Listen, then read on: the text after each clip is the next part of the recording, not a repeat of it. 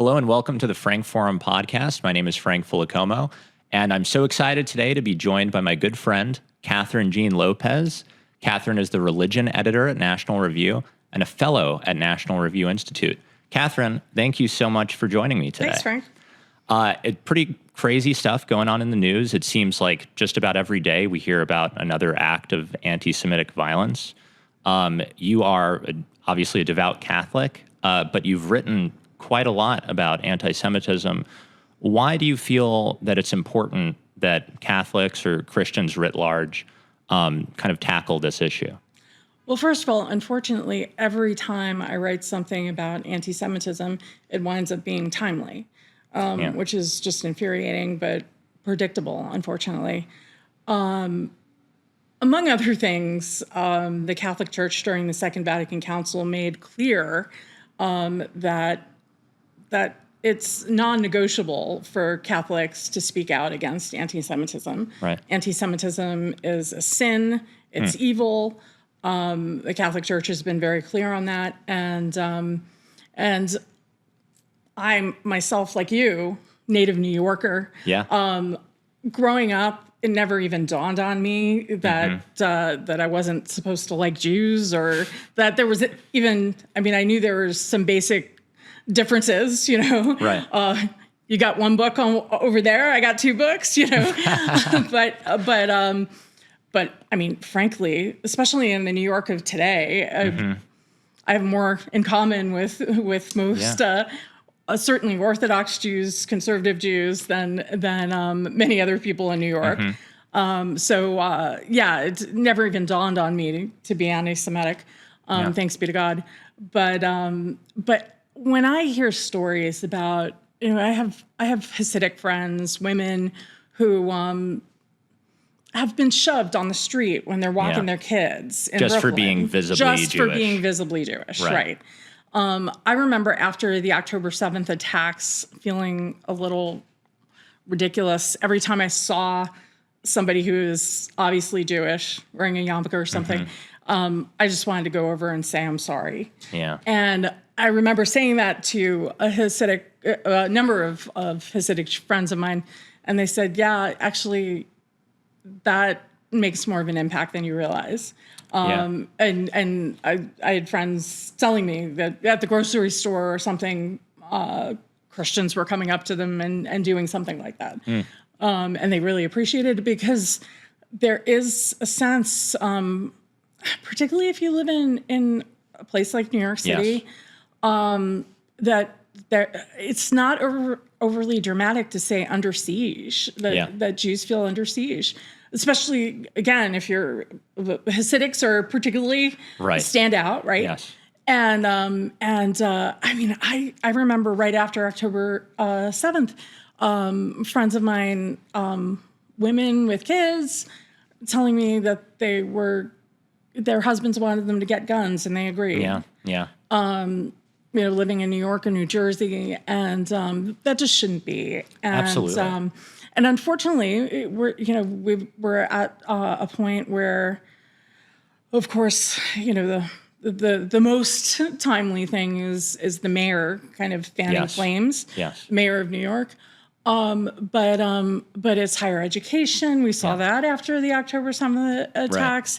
It's so much in culture.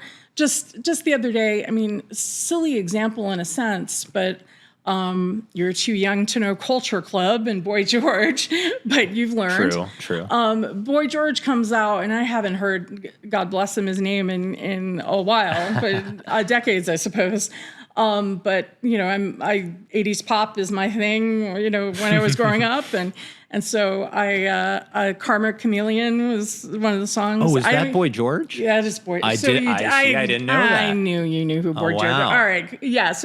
So anyway, he produced the song with AI, which I don't really understand how that does. Okay. But anyway, in support of Israel. And he has a line in there. It's something like, I don't feel like I'm courageous. I just need to be a human being. Yes. Which it basically sums it up, because my buddy John Ondrasik, the lead singer of Five for Fighting. Oh, okay. 100 Years is the song you would know. Yeah. Yeah. Okay. He's a big conservative. That's a throwback. Anyway, John was going off on social media as he should, saying that Boy George is courageous for doing this pro-Israel song, and he was doing it in response to the mayor of New York, which is insane that one has to do that, but Boy George's reaction is the right one. This isn't courageous. This is just human. That's right. It's the right thing to do. Yeah. I think, something that I enjoy so much about your writing is that I think we understand as conservatives the importance of context. And, anti-Semitism didn't just come out of the ether after October 7th. It's been around for as long as Jews have been around. Yeah. And you wrote, I think, a really, really good and instructive article, Anti-Semitism is Always Evil, for National Review. And you take things all the way back to the 2nd century. Tell us a little bit about the lessons that we could learn about anti-Semitism from the 2nd century, and who is this fella Marcion? Yeah, so honestly, and I attribute it fully in the piece. My friend Mike Aquilina, who's a Catholic apologist, he's written at least 50 books, probably more, on biblical history and things like that. Anyway, Mike wrote a piece for a publication called Angelus out of Los Angeles, on Marcion. And so Marcion was this thinker in the 2nd century who very wealthy, came from a lot of money.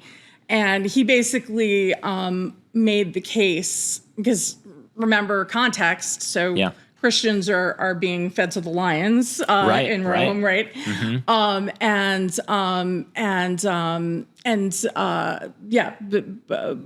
Christians and Jews aren't getting along. So Jews are a good scapegoat, aren't particularly popular. And Marcion's idea is, let's just write the Jews out of Christian history. Just get rid of them. Some basic problems with that may be that Christ was a Jew, his mother was a Jew, I don't know. And you'd have to jettison the entire Old Testament. Correct. And I'm no theologian, but that seems difficult to reconcile. A wee bit. The Psalms. I mean, so many things would not make any sense anymore, and you couldn't even call upon anymore. But also anybody who has just, you don't have to be a theologian, any sense of salvation history.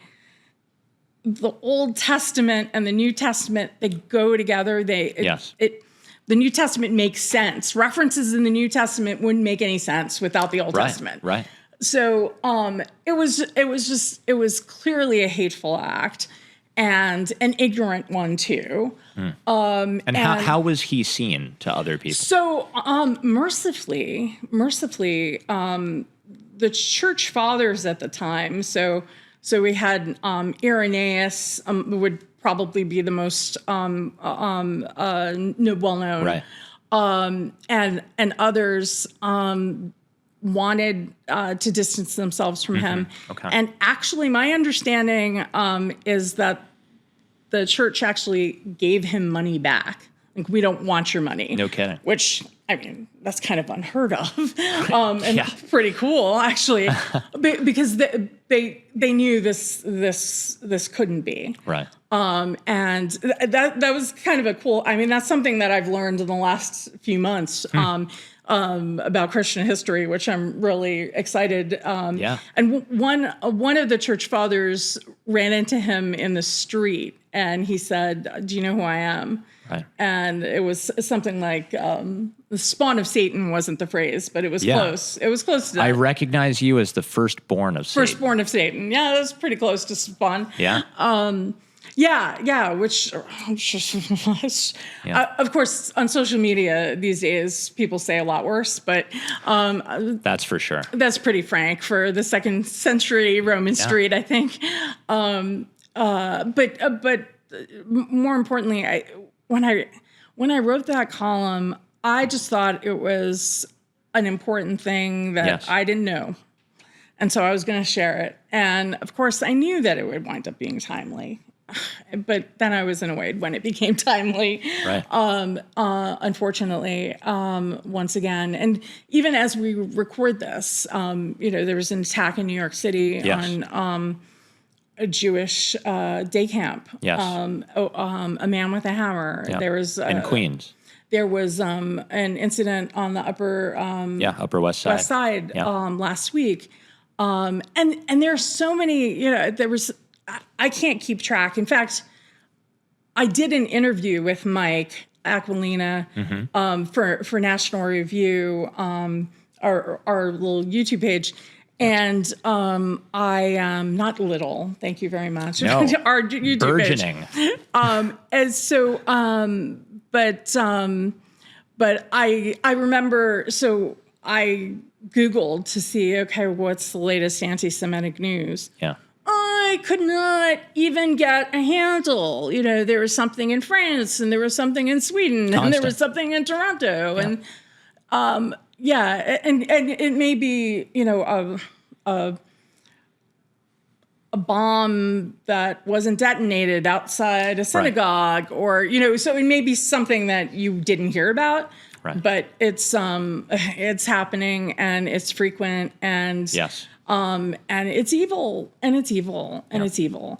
And most striking, after Mandami made that ridiculous speech about not being able to arrest Netanyahu, which he knew, which for some reason is top priority for the mayor of New York City, as he's opening his grocery stores. And, That's right. He as he was doing that, you knew this was going to go nowhere good, and so it was, and it's maddening. Well, let's talk a little bit about ideologically where anti-Semitism or Jew hatred, whatever you want to call it, ideologically where it stems from. I think that as conservatives, and I could just speak for myself here, for a long time, I've recognized it on the left, whether it be the Louis Farrakhan left or the Gaza solidarity encampments. But I think that, and Senator Ted Cruz and others have recognized this, there's a growing strain of it happening on the right. It used to be a strain that was kept at bay, when David Duke was running for office decades ago. Now it seems... And this is something that Bill Buckley used to work at National Review. Yes. Bill Buckley, the founder of National Review, spoke out against anti-Semitism. Was it famously. In Search of Anti-Semitism, the book that he wrote? Yeah. And so, whereas it used to be completely taboo just decades ago, my feeling is that it has sort of penetrated the mainstream, and that unfortunately the Overton window has expanded when it comes to anti-Semitism on the right. What do you make of this? What do you make of people like Tucker Carlson that seem to be going rampant on social media? His brother, if you could imagine this, Buckley Carlson, is even worse, and talks about things like global Jewry and things like that. What do you make of this? Yeah, I remember when Tucker was a young reporter for the Weekly Standard. He wrote a great, I think it was a cover story on Down syndrome and how we're essentially trying to eradicate people with Down syndrome. I don't know what's happened. I don't know if he himself is anti-Semitic, but I don't know what giving a platform to Nick Fuentes is, if not giving a platform to anti-Semitism. Right. And then to have Heritage, where I interned as a college student, defend that move. It's just all so disturbing. But it gets to this point. Why does Heritage feel like they can't distance themselves from Nick Fuentes? Right. Whose name I didn't even know before Tucker put him on his show. Basically a household name at this point. In certain circles. True. But unfortunately, and this is something that I particularly care about it as a Catholic, there are a lot of young Catholic men who are watching Nick Fuentes, Yes, yes. and who part of the reason that Mike wrote this piece on Marcion was because he lives in Pittsburgh near the Franciscan University of Steubenville, big Catholic university. So he has access to a lot of young people, and he's noting this, and he wants to make clear, look, like, first of all, there's nothing new under the sun, like you were saying. This didn't come out of nowhere. That's right. And, no clever young person just invented this. But also, it's evil. This has been made clear time and again. And then I will add, and we know how this story ends. Right. And I am particularly obsessed with the Auschwitz Memorial's social media feed because every day they have photos of people who died. So whatever today's date is, July 28th. I think we're taping this. So on July 28th.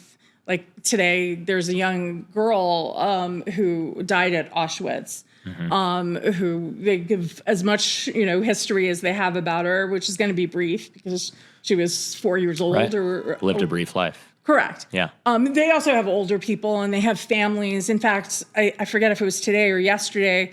There were multiple children, the mother, and only the father survives. Can you imagine if your entire family was killed, your children and your wife were killed in the Holocaust, and you survived? I mean, I just can't imagine. But I think what they're doing is so important because, first of all, some of these college-educated young people are Holocaust deniers. It's not as bad as they said. Millions. Oh, come on. Yeah. No, can we look at some faces and, not pretend this is some kind of, grad school entertainment, that you're arguing about for fun or to make yourself feel smarter or whatever it is behind it. It's evil and we can't play with it. Right. And the fact of the matter is, when you look at the last century, there was so much brutality in the last century. Yes. And so we're talking about anti-Semitism, but I know you'll have many shows about socialism and communism as well. Right. And that's all being danced with and more. I mean, that's a very light way to put it, what's going on in New York City right now. And you don't have to be a history major to know how this ends. It ends with people dead. That's right. This ignorance of history thing, my entire life, I was a history nerd as a kid, and, you're bound to repeat it. You're bound to repeat it, kids. Yeah. Like, why are we being idiots here? That saying is true for a reason. Yeah. Now, if you were to press someone like Tucker or like, Fuentes or anybody on the, the far left, the Gaza Solidarity. Some of the comments Fuentes makes, I really don't even care to engage. Yeah. Well, he's kind of a shock jock, provocateur. Right. But if you were to push some of these people, they would say, oh, no, this is not anti-Semitism. This is just criticism of the state of Israel. It's anti-Zionism. And so, what do you say to people who say these are two totally distinct things, and just because you're critical of Israel doesn't mean you're critical of Jews writ large? Yeah, I think when something happens to a people like October 7th, okay, so innocent people are at home, are at a music festival. These are total innocent civilians. Yeah. You, first of all, to pretend that Israel is not at war at that point. Right. I mean, you're being ignorant. And it drives me crazy that you're supposed to say well, Israel isn't perfect. Well, it goes without saying, America isn't perfect either. What country is not? Yeah, why do I have to say Israel isn't perfect? It's an impossible standard. No, I don't. Yeah. I don't worship at the feet of Benjamin Netanyahu or Donald Trump or I like George W. Bush better. How about him either? And so I'm old-fashioned. I'm sorry. That's fair. We won't hold it against you. Yeah. There are a lot of good civil society reasons that you would have loved George W. Bush. Compassionate conservatism. Yeah, well, we could have a whole show on that. Yes, but and also, I mean, some of his programs like the PEPFAR program. Yeah, that's right. Yeah, faith-based emphasis, and anyway, but yeah, even when conservatives find themselves having to say, well, look, Israel's not perfect, and you can say it in the most well-intentioned, and I'm sure I've said it. Yeah. But even there, it's like you're feeding into the anti-Semitism. Right. Israel is surrounded by people who don't want them to exist. That's for sure. And you can't just pretend this is this is like Ireland's foreign policy or defense policy. Right. It's just complete ignorance to suggest it's not. And am I liable to cut Israel a little more slack than some others? Yeah. Mm-hmm. Yeah, because Iran's aimed at them right now. And the lack of media attention to what women in particular went through from Hamas is just unbelievable. If it was, I would think if this was happening somewhere else, Oprah would be covering it. Right. The View would be up in arms about it. Mm-hmm. Just some of the horrific treatment, and not just the women, I mean the men too, but you can do a particular kind of violence to women. Oh, well, that footage, of, I think her name was Shawnee Luke. Mm-hmm. Do you remember that? And then she was sort of being paraded around and awful, unimaginable. Well, I also remember, do you remember, I was waking up, as they were releasing hostages, we would find out that they were going to release hostages. Right. And the Red Cross was participating in this whole charade where Hamas would bring out the hostages they're going to release and parade them on stage, and there would be all these Palestinian men who would bring their boys to watch and to jeer at these poor and emaciated men who looked like they were coming out of concentration camps. And they were being given certificates of, surviving their captivity. And it was so disgusting. I mean, partially because we like to look away from these things, because we don't want to see things that we don't know what to do about, and that make life more complicated. It's easier to just, decide that Benjamin Netanyahu is evil and just leave it at that, and Israel is a big bully, and then to consider actually what's going on. Right. And look, as a Catholic, I know that the Catholics are in Palestinian territory. Yeah. And last year there were rockets that wound up in the Catholic Church there. That's right. I don't know why that happened. That better never happen again. And I feel free to say that. It's totally valid to question that. Right. Yeah. But it is ignorant to pretend that Israel is not fighting for its very existence. Right. Part of, a big part of the show and a part of a lot of my writing has been civil society. And I know that's something that's very important to you too.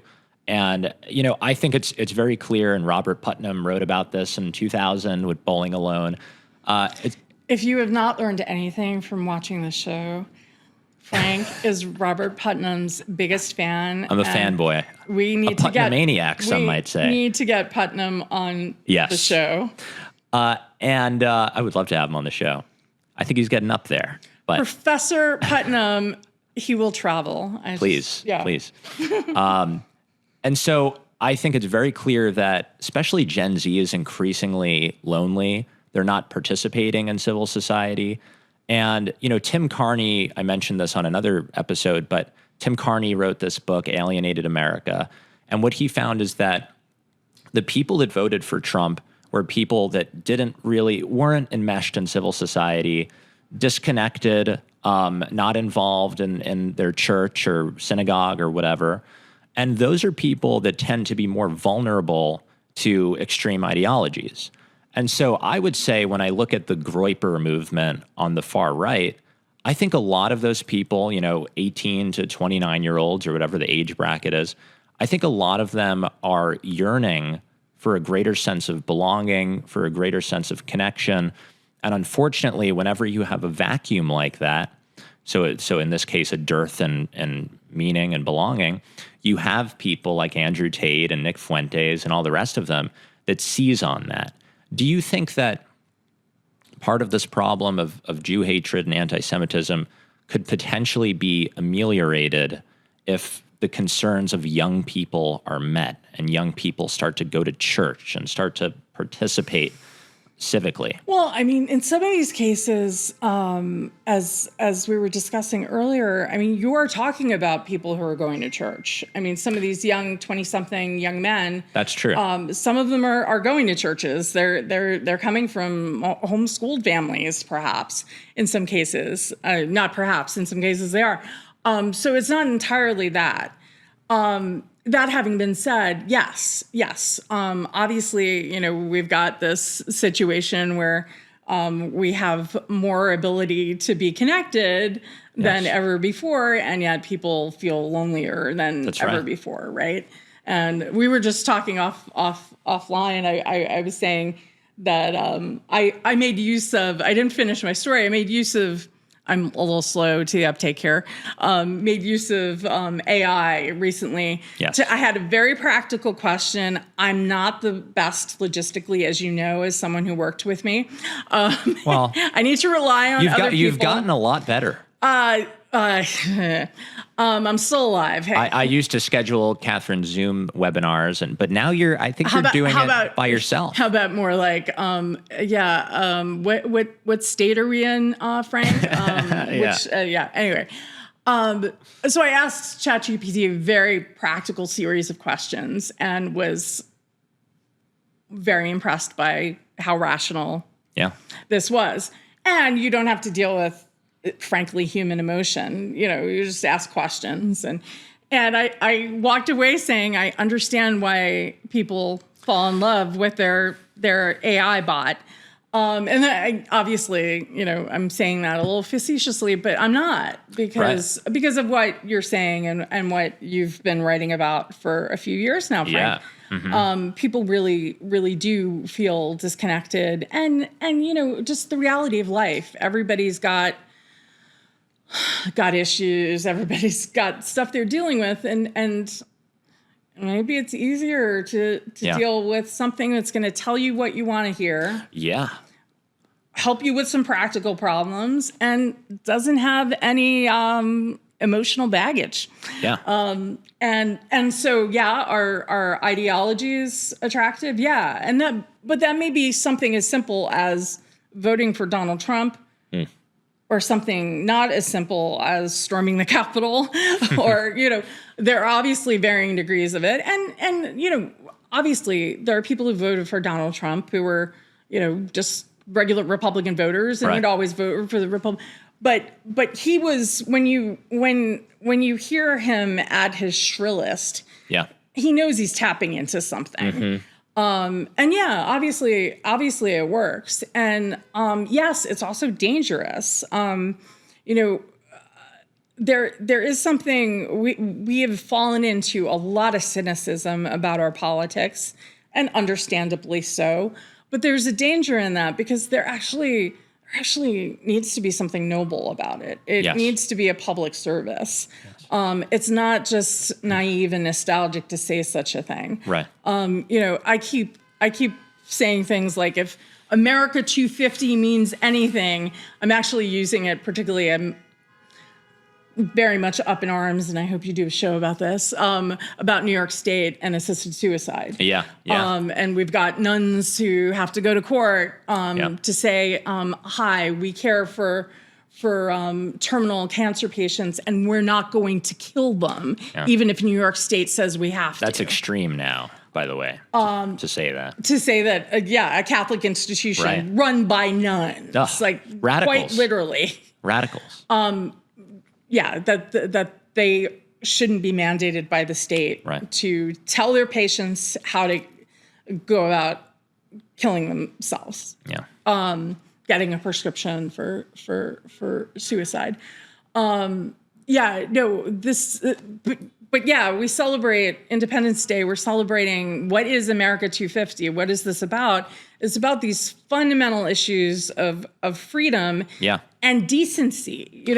Our democratic republic doesn't work without virtue. Yes. And that's why it's important to speak about issues that are the opposite of virtue. Yeah. Well, I mean, you said, I think, a key word there, which is freedom. And I think freedom is inextricably linked to the classical liberal project that our founders believed in. And it seems to me that both, the new right or whatever, the paleo conservative right or whatever they're called now, post-liberal, I think J.D. Vance uses post-liberal a lot, both that segment of the right and the sort of, progressive DSA left seem to be disillusioned by liberalism, small L liberalism, and are increasingly illiberal. And that's where I think you start to see these pernicious ideologies like anti-Semitism resurface. I guess what would you say to a young person that goes, I have not been served well by, liberalism properly understood. It's time for something newer, more radical, whether it be Fuentes on the right or Hassan Piker on the left. What would you say to that disillusioned young person? Well, and there are other iterations in the middle. I mean, of that, like you have this integralist strain among Catholics, where. Could you explain that? So I'm not going to do it justice at all, Sure. But my cocktail version of explaining it is essentially creating a theocracy. Right. I mean, it's rejecting pluralism. Yes. And again, maybe it's because I grew up in New York City, but never dawned on me that we could do anything other than pluralism. Yeah. Well, let me tell you that, not to cut you off, go ahead.